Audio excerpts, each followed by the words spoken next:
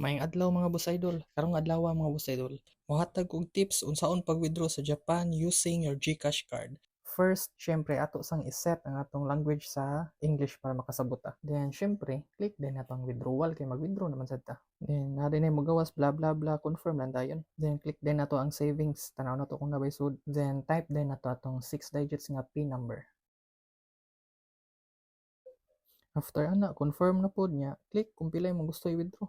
Kana lang makaya sa sud sa atong GCash ha. After type kong pila, confirm na pod. So kani nga part mo ni ang crucial part na peso na apoy Japanese yen. So atong pilion ang Japanese yen kay mas gamay mo convert si GCash kaysa imong iditso peso ang imong ipakuha sa imong GCash account. Then huwat na din ka magkuha ang cash, ang resibo, ang imong card. Kaon din nimo. That's it. Dali ra kayo. So dire ako ipakita ninyo ang pilay nakuha sa akong GCash account. Almost 300 ang difference plus wala pa yun ko'y charge.